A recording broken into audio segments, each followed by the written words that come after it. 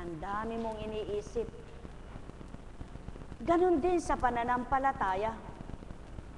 Habang pinakikibakahan mo ang pananalig at pananampalataya mo, naroong tuksuhin ka.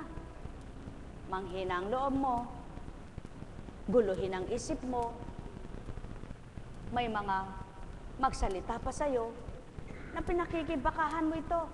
Subalit, kung matibay ang pagtitiwala mo sa Ama, sa pananalig mo'y makakahulagos ka.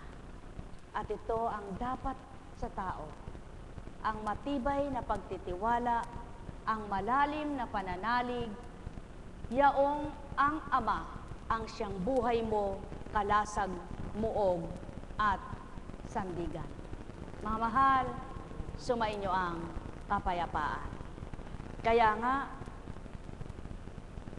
yung hindi nakakayanan ang pag-iisip, hindi nakakayanan ang takot, nagkakaroon ng nervous breakdown.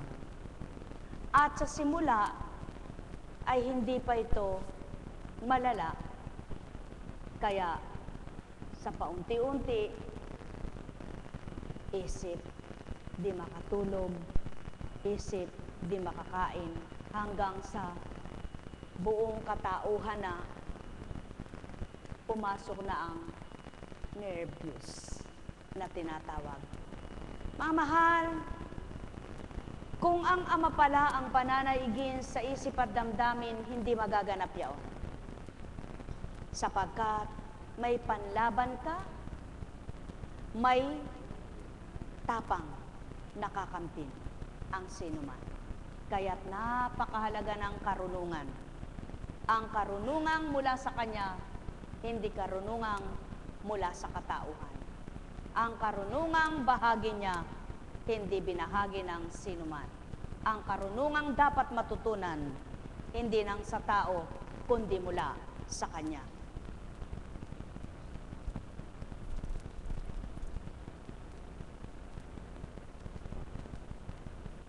Kaya nga't ang mga nagtataglay sa panahon na yaon, pinagtibay ng karunungang nakamta nila. Isang halimbawa itong si Nunong Noe. Dahil sa kasalanan iyon, ginunaw ang daigdig sa pamamagitan ng baha, ngunit iniligtas itong muli ng karunungan. Tinuruan niya ang isang taong matwid na sumakay sa isang marupok na bangka. Mga mahal, kung pagninilayan ng bangkang ito'y hindi matibay, alkitran at tao ang gumawa, hindi ang Ama. Subalit nang dahil sa pagtitiwala at pananalig nitong si Noe, napatatag ang kalooban, napagtibay ang kalooban at naging galak na tumalima sa Ama. Kaya napakahalaga ng karunungan na mula sa Ama. Karunungang pinagtitibay sa damdamin ng tao na nagsisilbing liwanag ng pag-iisip, liwanag ng pag-asa. Mga mahal, pahalagahan ang karunungang mula sa Ama. Sapagat ang karunungang mula sa Kanya ay walang kapantay na anumang kayamanan. Walang mapambibili sa anumang karunungan mula sa Kanya. Ito'y kusang numunukal, dumaratal, nagahari sa katauhan. Sapagkat ang sinumang sa Kanya ay tumanggap na totoo, nagkakaroon ng karunungang, hindi malikat-likat ni malirip ng tao. Sumainyo ang kapayapaan, kaya't pagtatakhan ito ng kapwa niya, paano pang nakakatawa yan sa kabila ng pinagdaraanan niya? Naku, Eka, parang antigas na ng puso niyan, ba't di man marunong umiyak? Naku, Eka, mga pinagdadaanan ko yan, mamamatay na ako. Sadya, sapagkat kung taong pinagdaraanan ang gayon, ay dahil tao nga. Subalit kung ang damdamin mo'y binago ng Ama at pinaghari ay siya, tunay na hindi mo nga kayang gawin ang ginagawa ng Ama. Ang may pandinig ay nakarinig. Kaya nga, sa pamamagitan ng karunungan ang mga hinirang sa panahong yaon na wala pa ang tao sa panahon ngayon, pinagtibay, pinatapang ng kaukulang tinanggap nila sa pamamagitan ng kapangyarihan ng Ama. Kaya, nagtitiwala ka ba sa Ama? Nananalig ka ba sa karunungan niya? Na ipinagkakalob niya kahit kanino at kapag ito'y nakamtan at isa ka sa nakakamit nito, ay tatapang ka rin tao. Panahanin mo sa damdamin mo, buhay siyang kaloob ay buhay mo. Sumayinyong kapayapaan, pagharian, kayong lubos. Anong silbi, anong saysay ng banal na aklat na ito? Ng mga pahayag na mabutit kabanalan kung hindi ito pagiging marapat na isabuhay ng tao. Subalit, sinong nagsabuhay na naduwag sa katotohanan? Sinong tumanggap na naging totoo, na naging pipi sa katotohanan? Sinong nagpakatotoo sa katotohanan na naging bingi sa katotohanan? Mga mahal, ang karunungang pagbubukas isip, damdamin ay mula sa Ama. Sapagkat kapag binuksan niya ang pangunawa mo, nabuksan ang pag-iisip mo, tuwirang ang karunungang kung papaano mo lalabanan ang buhay, ay kakamtin mo.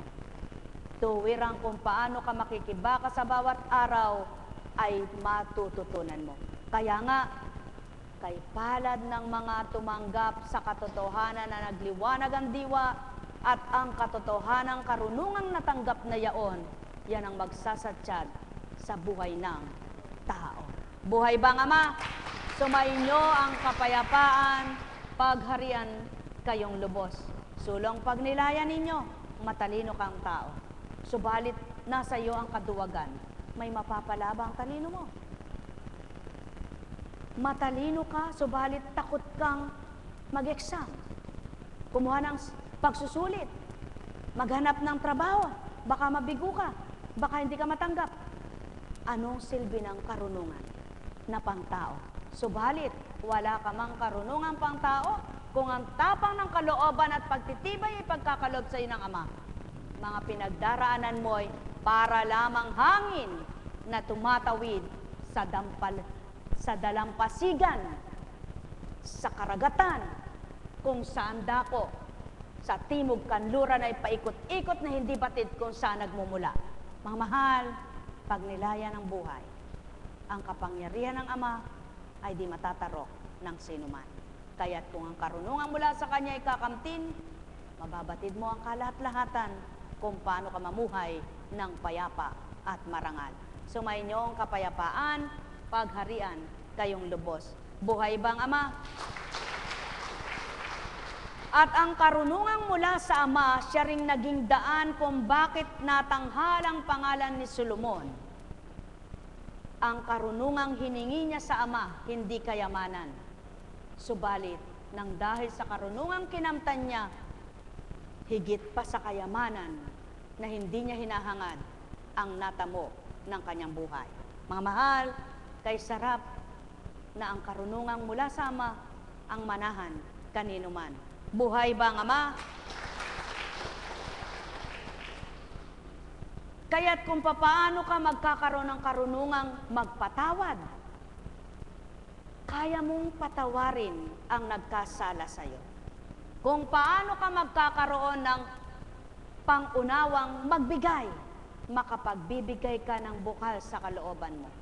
Kung paano magkakaroon ka ng karunungang magmahal, iibigin mo ang kapwa mo tulad ng sarili mo. Kung paano ka magkakaroon ng karunungang umasa ng matapat, sisidlan ka ng katapatan, hindi ng pag-aalinlangan.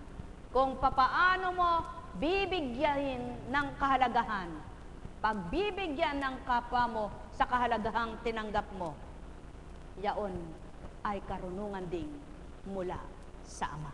Mga mahal, ang karunungang walang katapusan, sa Ama lamang masusumpungan. Sumayinyong kapayapaan, pagharian kayo, mga mahal ko. Nekkarameneyahanam, nekkarameneyahanam, nekkarameneyahanam, Kaya nga't ang nagkatawang tao na nagtataglay ng karunungang mula sa Ama, hamak sa pananaw ng kapwa-tao, isinilang sa sabsaban. Subalit ang karunungang taglay ay di kayang pantayan. Mga mahal, wala sa anyo, wala sa kataasan ng sukat ng tao. Wala sa kalalagayan ng buhay.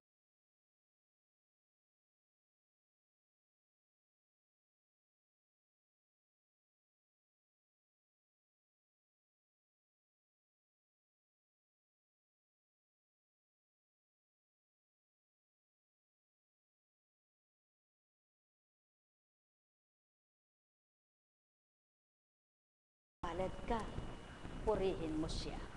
Sinidlan ka ba ng makabatid, ng karunungan makabatid, kung anong uri ng kapwa mo? O may ugali siya, purihin mo, pasalamatan siya. Sinidlan ka ba ng karunungang makabatid kung anong uri ang sakit ng kapwa mo? Hindi sa'yo yan, mula sa kanya yan. Pasalamatan mo siya. Sinidlan ka ba ng karunungang pakikitungo na mabuti? Pakikisalamuha ng mabuti at maganda? Pakikitungong may pagmamahal? Karunungang mula sa Kanya. Lahat ng mabuting karunungan, tanging sa Ama nagmumula. Kaya mga mahal, mahirap ba para sa inyong tuparin ang mabuti at magbagong buhay na totoo?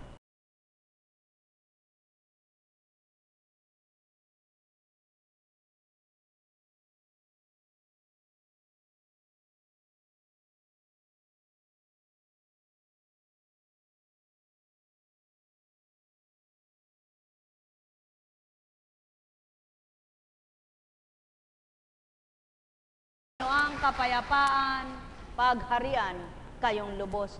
Karunungang nagmula sa Ama na mabatid kung ano ang kaukulan, kung ano ang kasaysayan ng daigdig, kung papaano na buhay at binuhay niya ang mga patay. Pawang katotohanan, ang kapangyarihan niyang bumubuhay sa karunungang taglay na imposible sa lupa, sa taong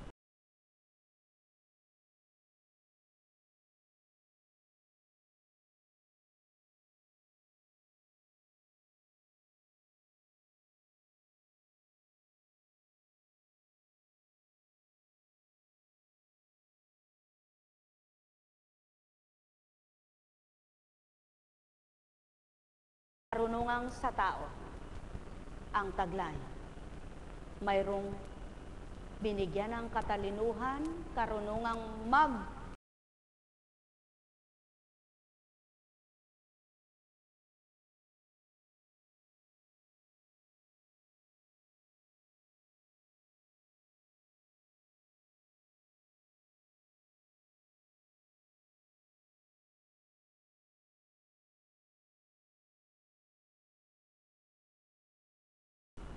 gusto mong pumuti, karunungang pinag-aralan.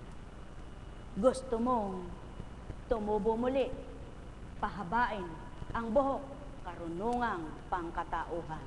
Subalit,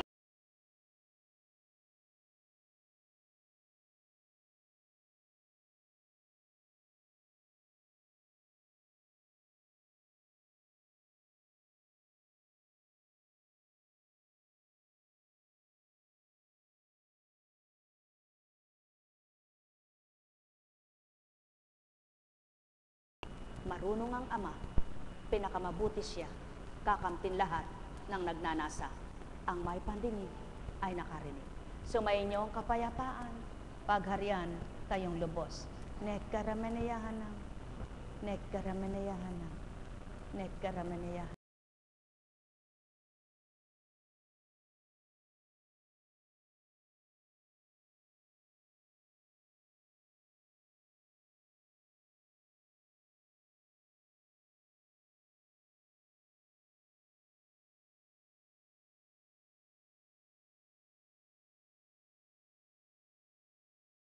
Pag-asa ang kapwa mo tao.